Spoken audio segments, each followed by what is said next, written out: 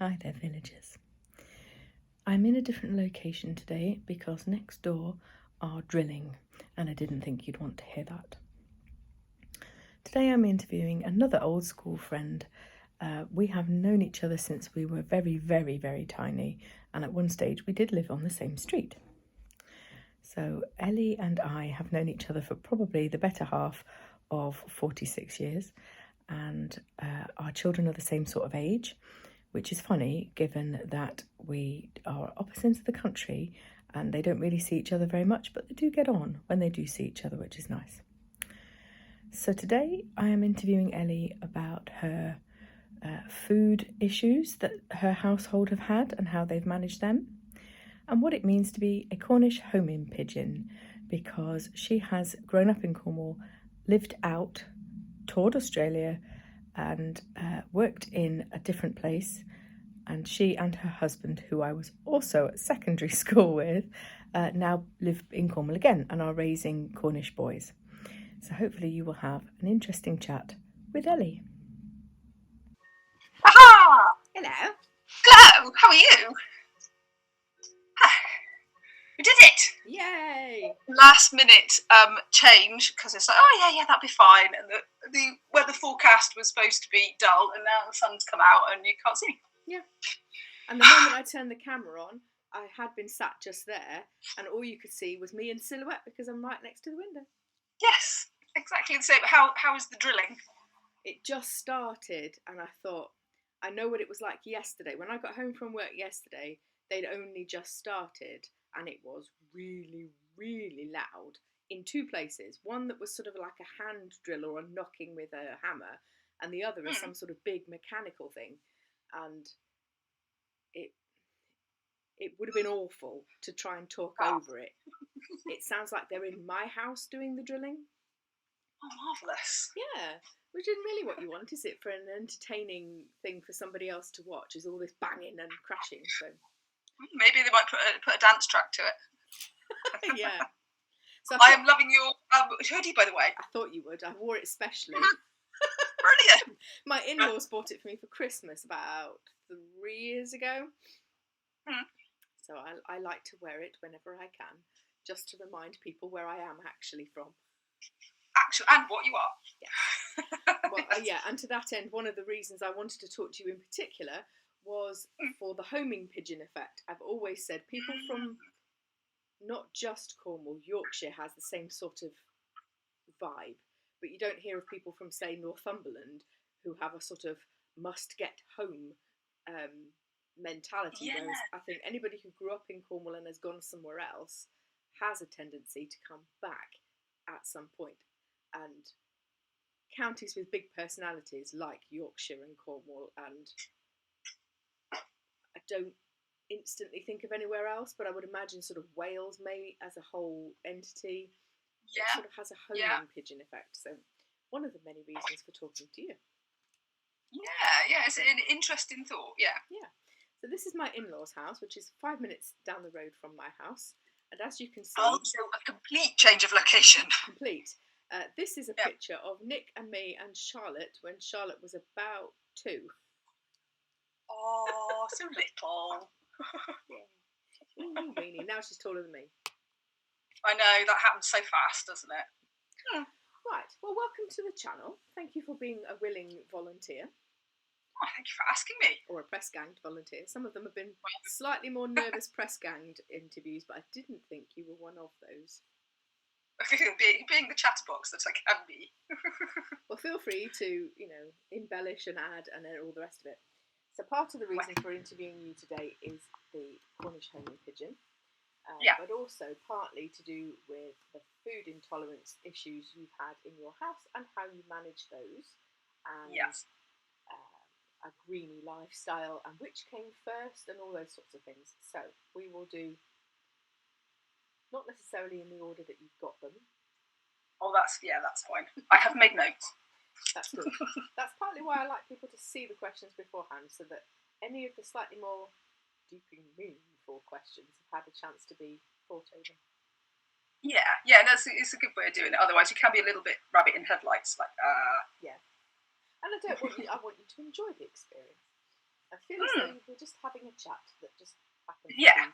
be being recorded, which I am just going to double check is the case, because I have had to record two of the same person. Yes, I remember seeing that one. It's actually quite nice to have somebody else in charge of the technicalities for once. It's quite pleasant. So we will make a start, and we will start with the very obvious, hopefully to you anyway, the answers. So, do you have any siblings? I do indeed. I have one older sister who, she's in Devon, near Totnes. And she has 3 children. We don't see them very often, just because family life is busy. We're both of the similar ilk of everything must be done all at once. Lots of clubs and children and all that kind of stuff. So we can go quite reasonably and not speak to each other for pretty much a whole year. Which I think for some people with sisters can feel like, oh my gosh, what's happened? Yeah. But it's just, well, that's just the way we are. And then when we've had a conversation, we pick up as if we'd seen each other last week. So may not know all the ins and outs of each other's daily lives, but it works for us. I think if either of us were wanting to go, well, what's happening today? We'd pick up the phone. But it's my dad and his sister have a similar kind of relationship. So well, then you've had a role model for it, then probably. Possibly without even consciously being aware of it. Yeah, so it's quite funny. Sometimes people that don't realise I do have a sister, unless they knew me when I was younger, I thought, oh, but when even if it's just the next county over, if you've got busy lives, it's just nice to know that it's a relationship. It's a long way when you've got children and lots of things going on, and it's nice to know. I think the thing with the sisterly relationship is it doesn't need any maintenance. It just is. Well, and I think that, yeah. And we've already mentioned one of your magnificent boys, but how many boys do you have? I have 2 boys, 11 and 13. So they actually bookend Charlotte, which is quite nice. And they do get on very well when they do see each other. I suddenly realised the other day they haven't actually seen each other for ages. We've managed to be able to be compatible last time we were visiting. No, that's right, because we got together and had coffee and cake, didn't we? So I saw Charlotte, and I remember, what was it? Was it Falmouth we went? I don't quite know how we ended up in Falmouth, but I remember Charlotte borrowing a pair of spare wellies and then disappearing off across the rocks. And all 3 of them came back with wellies full of seawater. Yeah, not recently, but yes. Yeah. That was a good day. I enjoyed that. Every time we see you, we all end up wet. Now, how do you explain that? Yeah, it's a weather thing. We just either just do it. Yeah, because we're hardy Cornish folk. That's what it is. Yes, exactly. Wet is not something that will stop anything going on. So now we'll talk about the other fella in your house. So I've already explained in the intro that I've just filmed while I was waiting for you that you and your husband were actually at secondary school together with me. Yes. So were you a possibility while we were at school, or was it all after school? Well, it's one of those things that kind of almost star-crossed lovers. Will they? Won't they? If there was a film going on about it from like the outside, it would be terribly intriguing.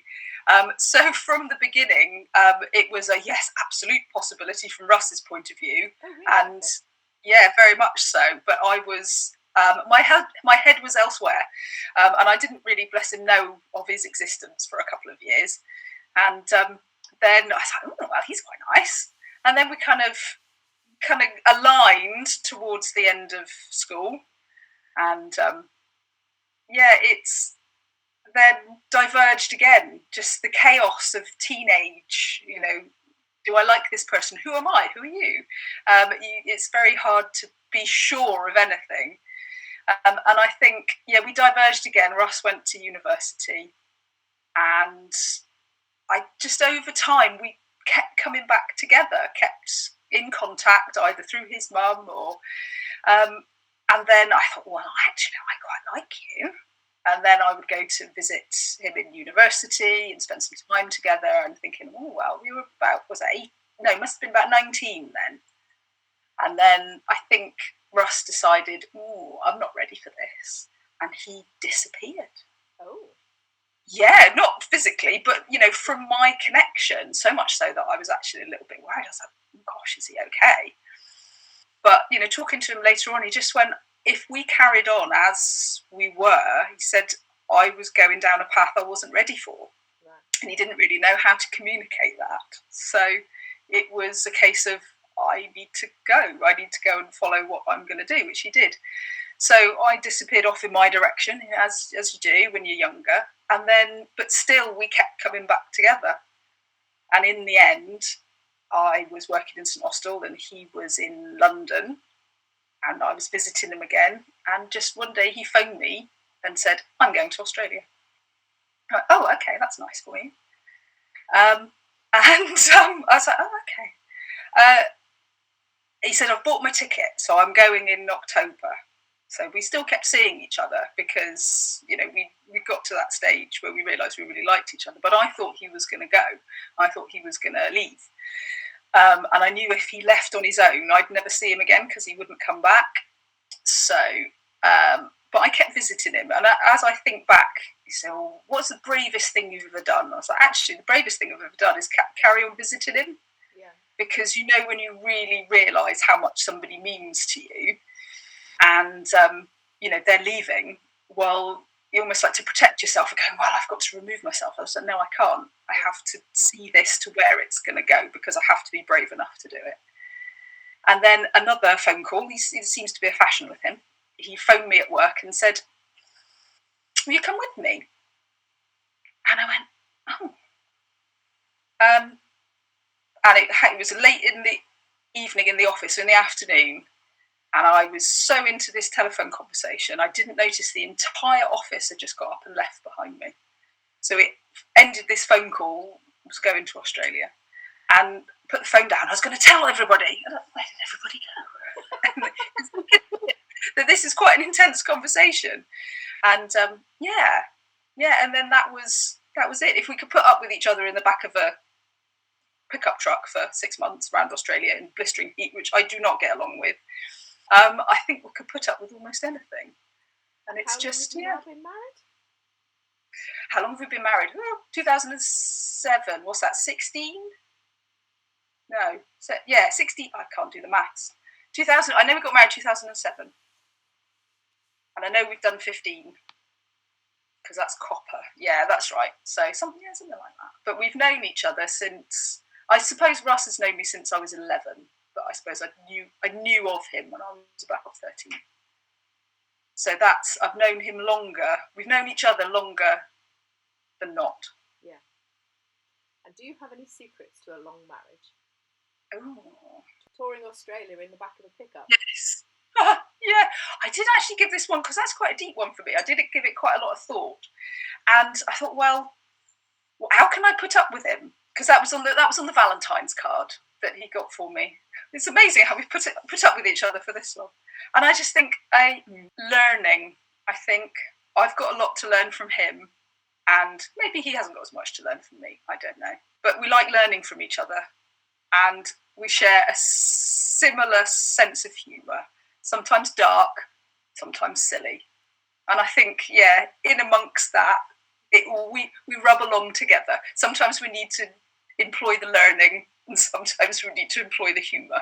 Lots of people have said very similar things, and they've all been married for 15, 20 odd years. So we must all be doing something right. I must admit, on your video, I haven't got to the bit, because I've been watching all the others, I didn't get to the bit where your thoughts of the secrets to a happy and long marriage. Ah, well, there you go then. That's something for you to look forward to, isn't it? Yes. You were raised in Cornwall. Yes. To Australia. Mm-hmm. How have you ended up where you are now? Wow. I was thinking about this morning.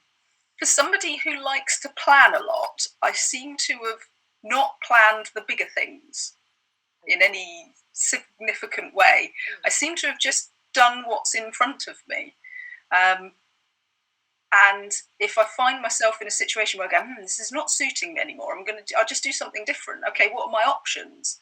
And I never really thought of myself as doing that. But when I look back, I realise there's not been any particular plan. I've just done a job because it suits me, or taken an opportunity because it's been presented to me. So it's like a series of random steps that all suited me at the time. And I think that's, it's worked, fortunately. Yeah. Okay. What are you doing now for work? Because the last time I spoke to you, you were doing things with greetings cards and stuff, weren't you? Yes, I'm still doing that, and actually I'm really enjoying it. It's not a complicated job. It's a very straightforward job, but it's very soothing. So, yeah, my job is to take the deliveries in from the back of the supermarket. Deliveries of very pretty greetings cards. It's like getting your own little Amazon delight every week. And I get unpack it, go, oh, that's pretty, and then I put it all neatly in the pockets in the cards, and if there's any missing, I can say, oh, we need some here, and it's a very satisfying and soothing job. But it's separate to the actual supermarket? Yes, so the company is separate, and there's lots of things that do that. So I meet other reps, so Corbond, like the hair stuff, not greetings cards, vouchers, the little cards that you can pick up and put money on. Yeah. There's another lady that does so, and they seem to do the similar shops to me. So there's like a little separate workforce that I get to know the Tesco employees, and also this other little workforce of reps that may or may not be in at the same time. It's a really enjoyable job. I'm in charge of my own hours to a large extent. It's got a structure. I have to be in particular shops in particular days, but when I do those hours, it's up to me. My manager's lovely, which always helps. But it's just a really satisfying job, and it gives me a chance to think. A lot of the tasks that I do require me to actively think about what I'm doing. I do web development as well. I still do, freelance stuff there. And so the greetings cards helps me have a little bit of space to do mechanical things and then think. Suits me very well. And I get to work with pretty things. Well, that leads me nicely then to my next question. As a mum of boys, yes, how do you maintain a sense of your own personality, your own femininity, your ownness? Yes. See, that's difficult. That's a harder question. I think when they're little, they're all consuming, and there's almost like there is no self. I think whether this is particular with mums of boys, like you say, because there's very little that I felt like I could relate to them because they were so boisterous. Yeah. Fighting is the pastime. The design, I was like, I'm not a particularly feminine person anyway. I'm not particularly girly, but fighting is not a pastime of mine, not physical. So, yeah, it was kind of all-consuming. So now as they're coming out of that, I go, okay, well, what do I do to, maintain a sense of femininity? And I think the short answer is nothing, because I've never felt particularly feminine or identified with that kind of classic view of it. But then I go, well, why does it have to be a classic view? Why can I not just be? Yeah, but I think, like you say, the sense of self, then when you realise, actually, who am I? Because when they leave, that question's going to come up. Yes, very much so. And also, in the context of teenage, I'm doing a lot of reading and research about kind of the teenage brain and the teenage psyche. As they separate from you, they need to know who you are. And a lot of the teenage challenging is they're kind of poking you to see who you are. So then if you don't know who you are and you've got somebody challenging your edges, that can be quite difficult for everybody, because if the teenager is going, well, who are you, and you as a parent are going, I don't know who I am, and the teenager's going, well, who am I? How am I supposed to know who I am if you don't know who you are?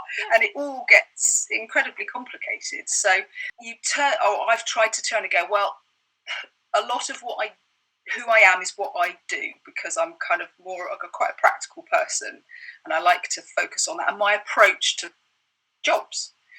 So I go, well, okay, well, who I am is my decisions that I make and how I approach something. So if the boys are trying to work out who I am or what I'm doing, is go, well, the person I am today is the person that needs to sit down in the garden and have a think about things. Right, well, let's stop being deep and meaningful for a minute.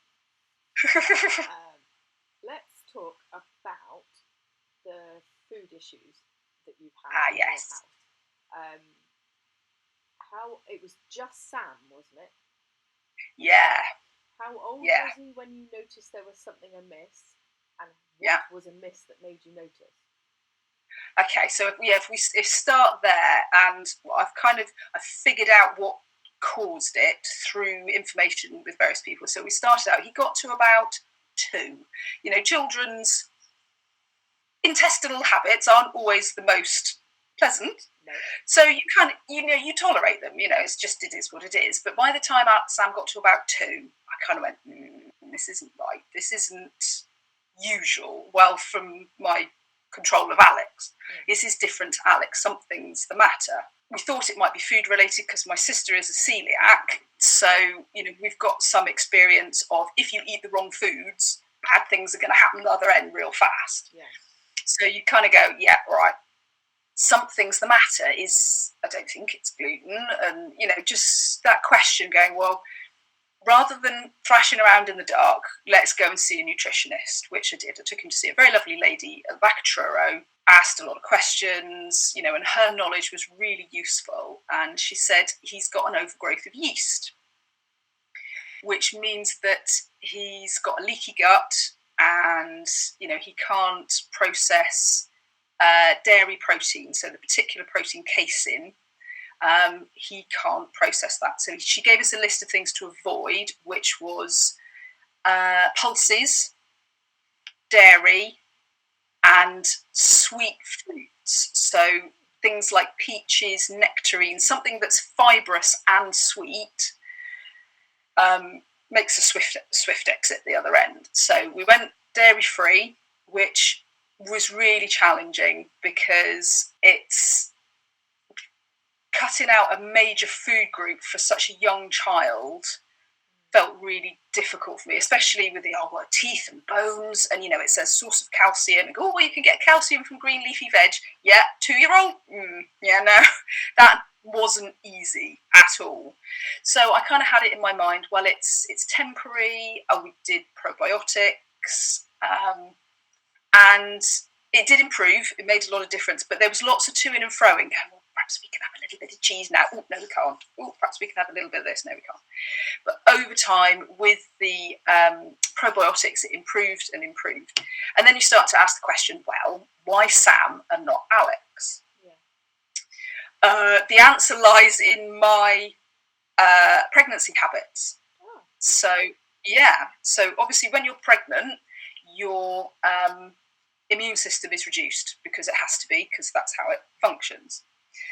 So obviously had Alex and then pregnant with Sam around about a year later, but my eating habits have changed. Looking after a little one, you tend to snack and pick, and so I was probably eating more sugar than I should, more biscuits, and then with the pregnancy on top of that again, my immune system went down and I had a yeast overgrowth, which is quite common in pregnancy, quite, relatively normal.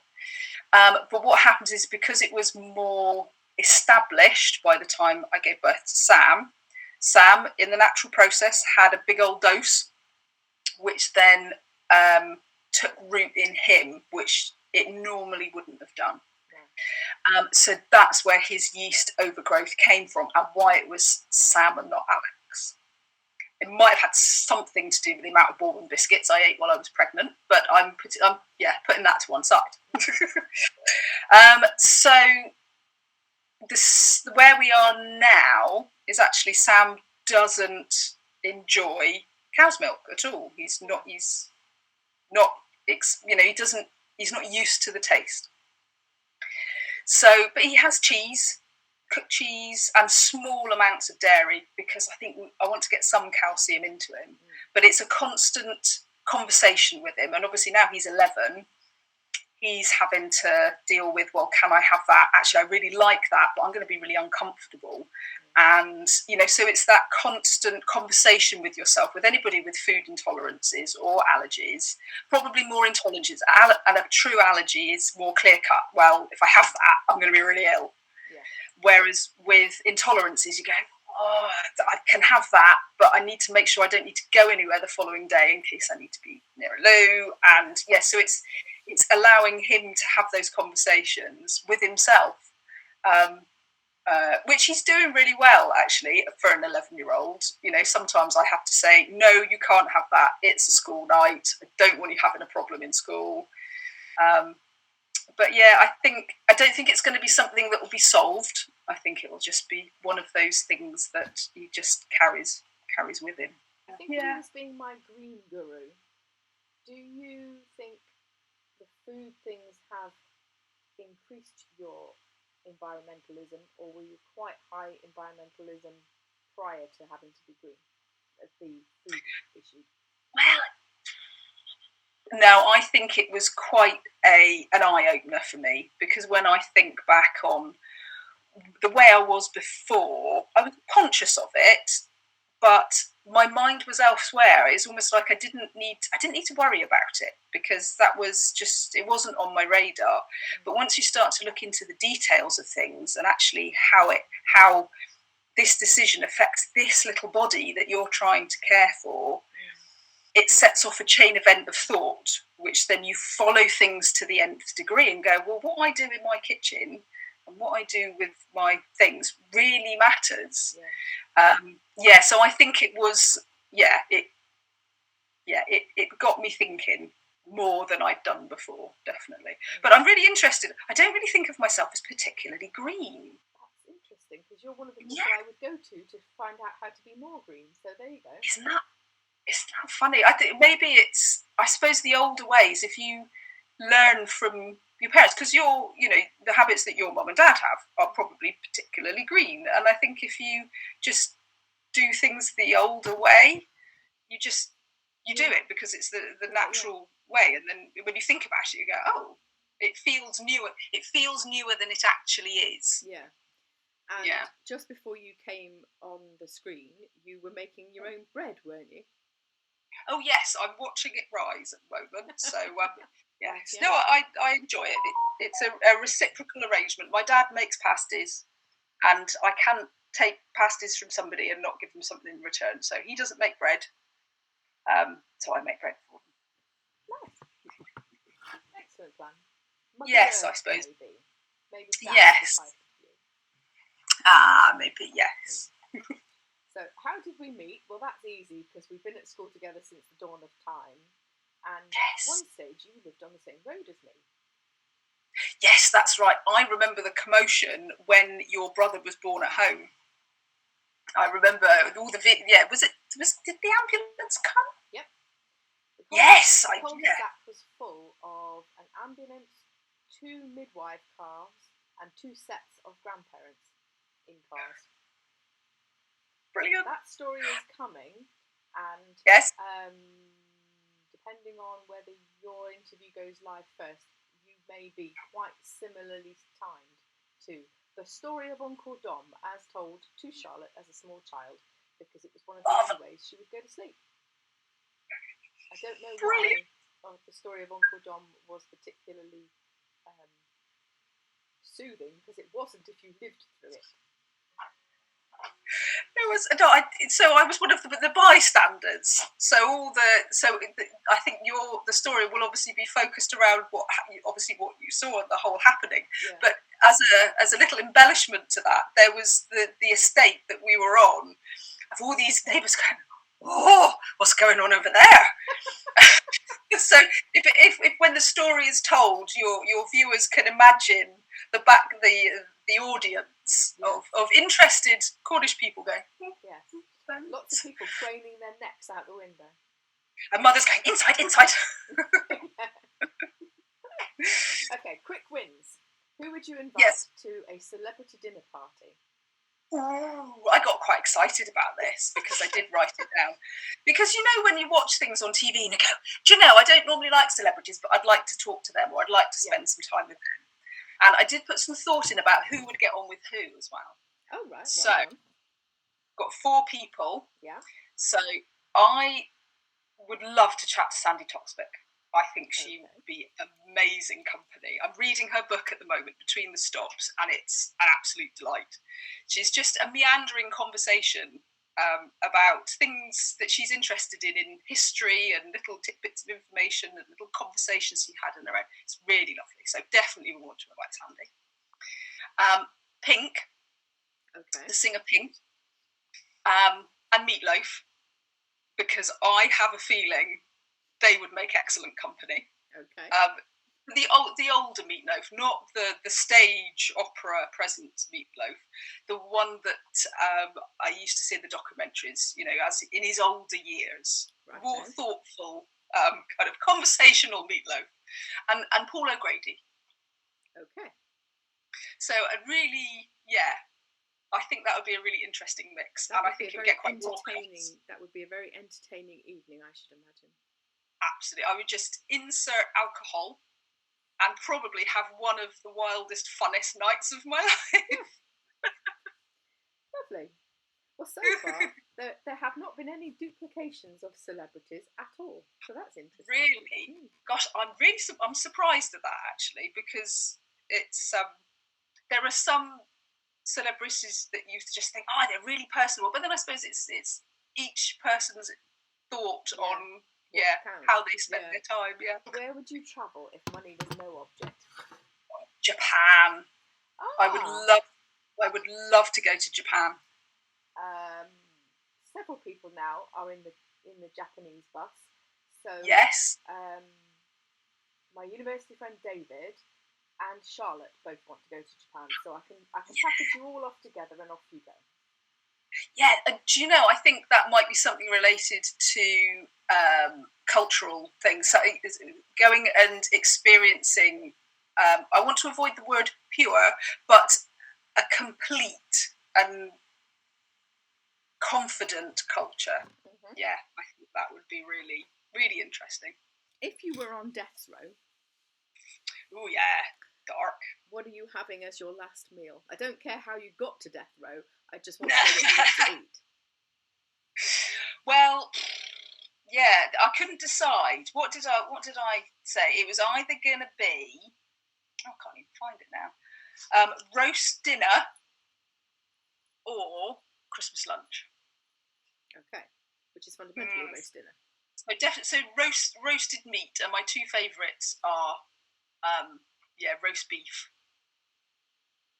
I think I'd have to go with roast beef. Okay. Yeah, there's just something about roast beef. I took sociology at A-level. Part of the fun of doing these interviews is to see who belongs with which group in any of these questions. So I now have 3 of you on a bus going to Japan. And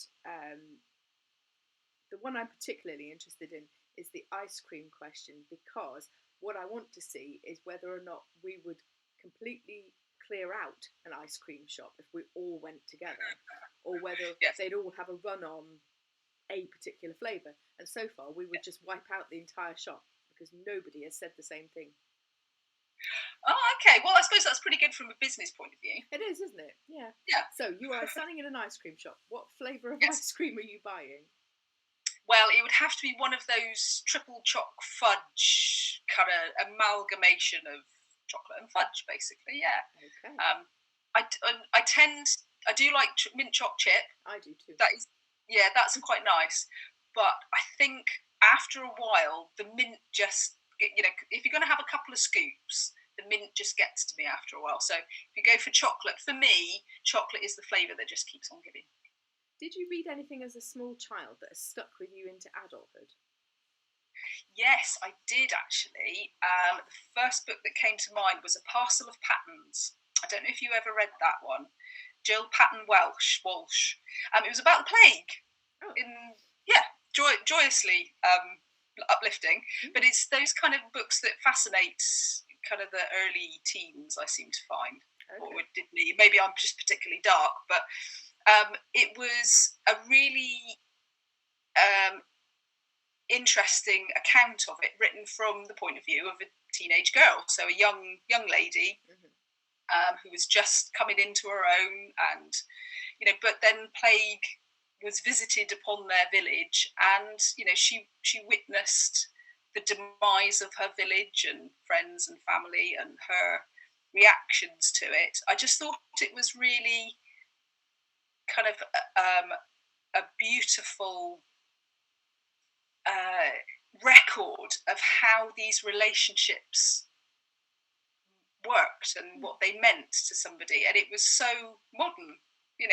Same as Shakespeare, can apply across hundreds of years, because people and relationships and their emotions are the same as they've been since the beginning, really. Love, loss, all those things, and it's stayed with me. I've actually reread it. It's a little bit different now, because I'm closer to the mum character than the daughter character. So yeah, I just found it really interesting. Yeah, so that's the one that sticks with me. But it didn't lead to a career in medicine? No. No, which is, if you get to another question, then it might become clear. Well, my next question was, what job would you have been terrible at? So nurse. Is that why? Yeah, me nursing, I couldn't. No.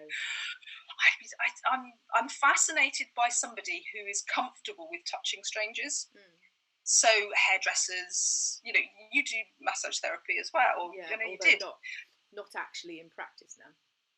Yeah, I'm fascinated with it, because it's not something that I feel like I can do, or that I'm confident in doing. I'm quite self-contained, so I end up asking questions of nurses, going, "How did you learn to do this?" And all this kind of stuff. Because I'm interested, but I would make a terrible nurse. Yeah, me too. Don't do sick, don't do blood. No. If you are standing in a bookshop or a library, which department are you in? Oh, definitely humour. Oh, okay. I do like humour. Yeah, and I think especially now, it's there's all sorts of information and reference and intellectual stimulation that comes from online, but there's something about book humour that I really enjoy. If you now wrote a memoir, what would it be called? She said, what? Because I can say some really daft things. Okay. Sometimes it's just because I say what's in my head and then I realise I really shouldn't have done. Or sometimes it's because I talk without thinking and it's an incomplete thought, and then I hear the words as they come out of my mouth and everyone around is going, really? So yeah, she said, what? I'm giving out imaginary horses today. What would you call yours? Well, I have a little confession. I'm not exactly creative enough to come up with my own, so I went looking for lists, and the one that I enjoyed most was Al Capone. Clearly you and Ben went to school together. What makes you feel unstoppable or invincible? That's going to be music. But a particular type of music, which so electronic dance music, kind of rave, trance, all that kind of really energetic, high volume, that kind of stuff that wakes something up. I may not actually be invincible, but it makes you feel like I have energy. And then if you have energy, you really do feel invincible. If you could time travel, where would you go? I couldn't come up with an answer for this at all. I really couldn't. Which I found really interesting. Probably if you'd asked me maybe 20 years ago, when I was more comfortable with the imaginary world, I could probably give you an answer. But now I feel so rooted in reality and time, I find it really hard to go into the imaginary space. So, yeah.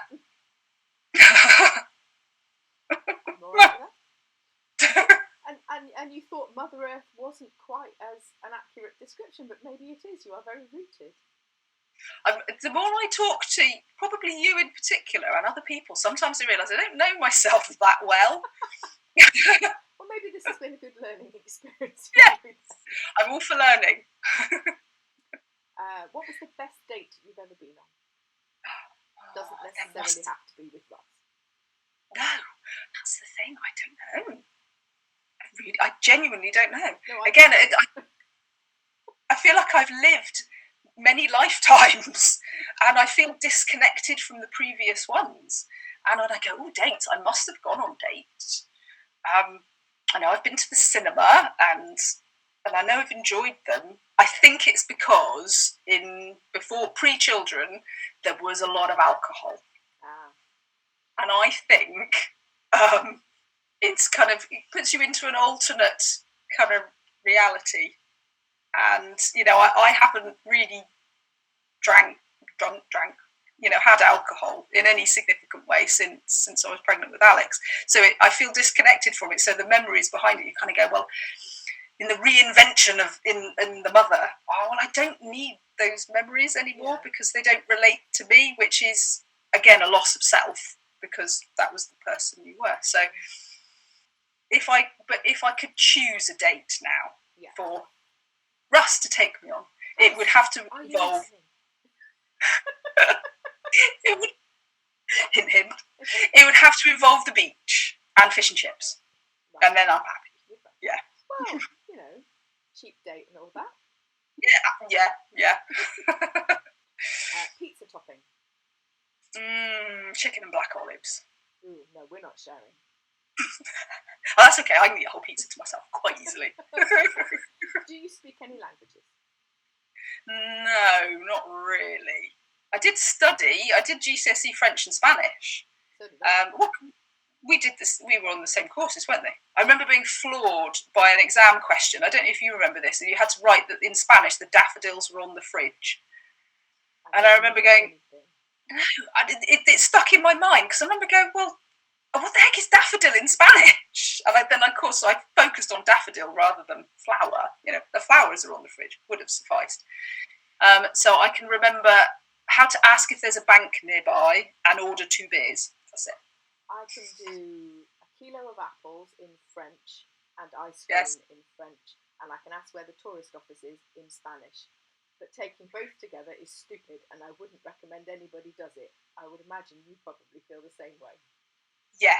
What kind of idiot parents or idiot teaching staff let us do French and Spanish, which are incredibly similar but very different, and expect us to come out with decent grades? I don't know what they were thinking letting us do it. No, and it's. I don't know that there was much conversation. There wasn't really enough time to focus on it. Alex has got the opportunity to just do Spanish, which I think he might take. And it's more immersive. You've got your native language and another one, and I think you can focus on it so much better. Yeah. I'd like to learn German though. Duolingo. That's what I suggest for home learning of stuff. Yeah. The challenge of having to do something every day or you lose your streak. What motivates you? What's your biggest achievement? And what's your biggest regret? What motivates me? Nosiness. I think. Okay. I'm quite a nosy person. I like to know what's going on and I like to know what other people know. And that motivates me to have a lot of conversations, which then leads to actually doing things because I do that. Interesting. My biggest achievement, I genuinely don't know. I don't see myself as actually having any big achievements. It's just a series of things I'm happy with. Well, that's okay. And I think I'm content with that. And regret, well, I think that falls under the category of I forgot. I've probably got regrets, but I've forgotten them. I don't know what they are. So I actually regrets. I think I aim towards contentment, and I think contentment lies in small things. And I think that's, as I get older, that's where I head, which fortunately, so far, touch wood, seems to leave behind regrets. I'm granting surprise days off. You're not allowed to do housework in it. How would you fill up a day?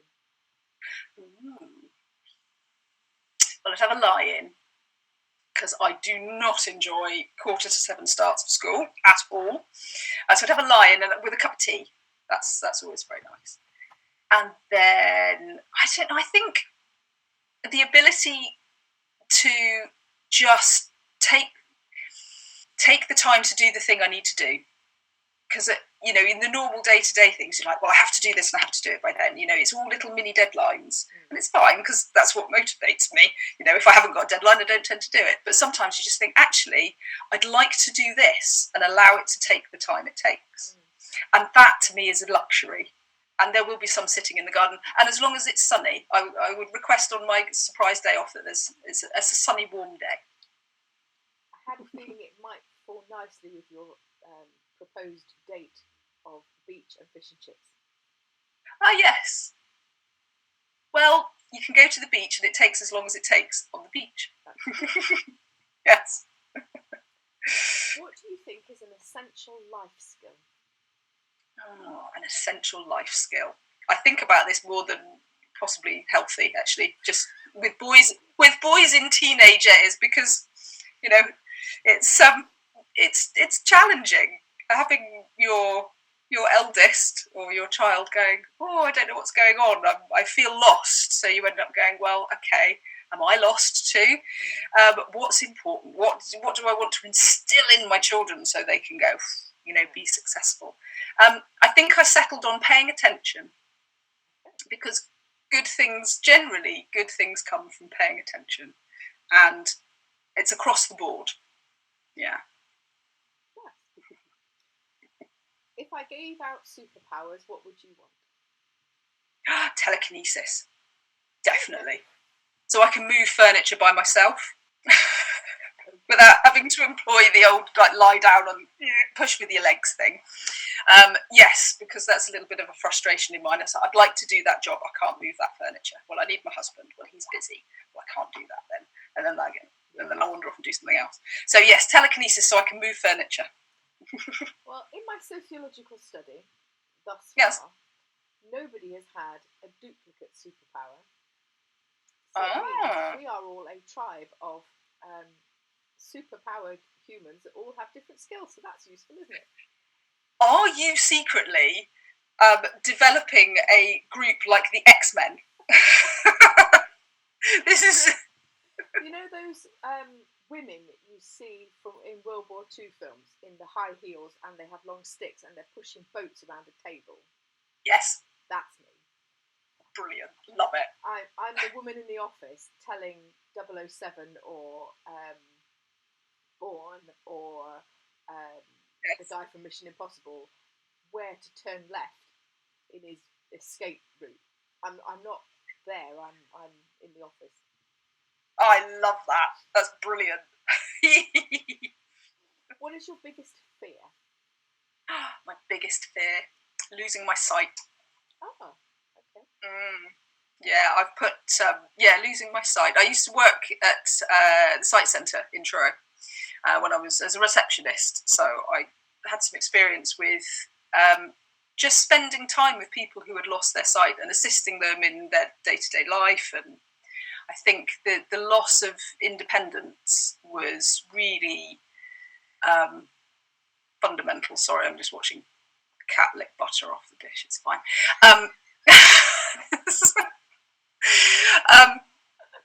The loss of independence. And I think later on, as I've taken so many photos and videos of the boys, you know, as they've grown when they're little, I enjoyed them so much. I thoroughly enjoy just squidginess and loveliness of them. And obviously as they're replaced by the larger boys, and you know, which is lovely, those photos and videos are so precious to me, and obviously I need my sight to access them, and it's such a important thing. So if there was one thing that I would be fearful of, it would be losing my sight. So I try and take care of my eyes best I can. or carrots? Yes. Where do you go for fresh inspiration? That has to be the beach. Yeah, it's a big reset for me. Clear head is, at the beach. The rest of the world doesn't exist. It's just the sea, so that really helps. If I need to clear my head, that's where I'll go. And blue tends to inspire me, and there's plenty of blue at the beach usually. That is true. Yes. There are other questions that I'm now not going to ask you because you've so nicely circled right back to the beginning. Explain to me how long you were in Exeter for, and what was the impetus for coming home, other than sea, obviously. Yes, so we were in Exeter, so it was 2005,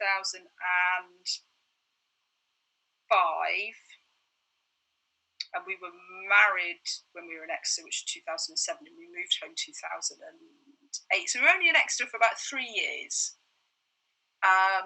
So we started off in rented, and then we bought a house.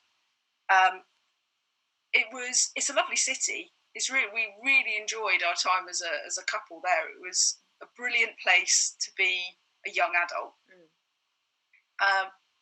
The impetus for coming home was my mind turned to children, and I started watching the children, possibly not the younger ones because I didn't see them, but the older ones, maybe, pre-teens, teenagers walking around, and you start kind of putting your own thoughts on, well, what if that's my child?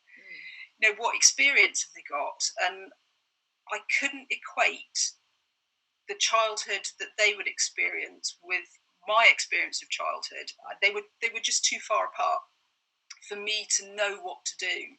So I was thinking, well, as a new mum, I'm not going to know what to do anyway. How can I'm going to want to bring them up as I know. Well, I can't do that in a city. Yeah. Have to go home. And we probably didn't move at the best time because the housing market was crashing. We lost quite a bit on the sale of our house, which made life difficult. But Russ had the option of home worker status with his job. And these things come and they go. They go, oh, you can be a home worker. No, you can't be a home worker. Oh, you can be a home worker, backwards and forwards. So when he was granted that status, which meant he didn't have to go into an office, we kind of went, we've got to go now. We've got to do it because, in 12 months' time, 18 months' time, that could be revoked and then, we're stuck. So it was a case of kind of sell up and go, which kind of what we did. We had to sell our house out from underneath us because the purchase of this property where we are now was more complex than it needed to be. So to keep our sellers happy, we had to sell it from under us. So we were homeless. We were homeless for a little bit. So we kind of, cruised between the parents' houses until we could complete on this one. But it was, for me, it was definitely children. If you speak to Russ, it might have been something slightly different, but I think he possibly didn't have a strong enough feeling about it. So, if one doesn't have a strong feeling, but whereas one in the couple does, you kind of go, okay, well, we'll go with you. I had to come home. I used to joke about if I was pregnant and the baby came early, and because I used to work in Plymouth when I was pregnant still from here. I used to joke if I started to have contractions while I was at work, quick to the Tamar. How do you think life is for them as Cornish kids now compared to a 1970s, 80s childhood? I think it's much more fragmented. When you think about our connection, we went to playgroup together, didn't we? I would imagine so. Yeah. So we went to playgroup, had the same experience, played with the same toys, that wooden floor on the British Legion room, those sounds. And then everybody in the village went to the same school, and, you were together a lot more. And you lived next door to each other. So, on our road, it was yourself, there was Ryan, Kelly. Yes, of course, further up. So you had this sense of togetherness, and you had these like groups. So obviously we were our road and our estate, and then there would be a similar grouping of maybe 5 or 6 kids, a few streets over, and it was all kind of together. And then as you got older and you could move between the two, those groups amalgamated, and it felt much more collective than it does now. So see, you've got people who go to school together, but they've come from different bigger schools, so not everybody went to Luggan. You've got Luggan, Trelaworth, and then you come together in secondary school, but people are still very disparate. So Russ was unusual because he lived in Camborne, but he came to Poole, and he was one of a really, well, not him personally, but he was an odd one out in that way. Whereas now that's not so odd. You'll get quite a large number of people who live in Camborne, and they're dropped in, they're picked up, they're too far away to be independent yet. So then you get this kind of core cluster of people that live close enough to walk and see each other and be connected. It's more, the distances are larger even in Cornwall, which from a child point of view or a young person point of view are enormous. But what's interesting is they do use more electronic communication. So for me, living up in Cambrai, that was a bit challenging because I felt removed from the majority once we'd moved up there, and it wasn't until I was older I could kind of rejoin the social groups. So a big drive for me was getting out, go to the youth clubs, try and spend some time. But Alex doesn't have that same drive, and I don't know that Sam will either, because they've got all their friends all connected up through their computers, and I hear them chatting away. I mean, it's lovely for me as a parent because I get to hear their little voices all the time. And I get to hear them interact with their friends in a way that, my mum and dad, when I left to go and socialise, the house was quiet. So, it's probably more different than I thought it would be in this age group. When they were little, at the beach, and that felt very familiar, and I think that was happening a lot of times over. But as they come and move into this bit, it feels more different. Do you get the impression they'll be desperate to leave? I don't really know. I think the friends that they have made that have come from away, obviously their parents wanted them to be here for a reason. I'm not aware of that undercurrent of I have to get away. Oh, this place is holding me back. Oh, there's nothing here. Nothing's going on. There's nothing happening. That drove a lot of people, or maybe at our age, to go, I have to get to the big city. I have to do this. I have to get away. I think maybe because the world comes to you now, your location feels less of an effect on your life.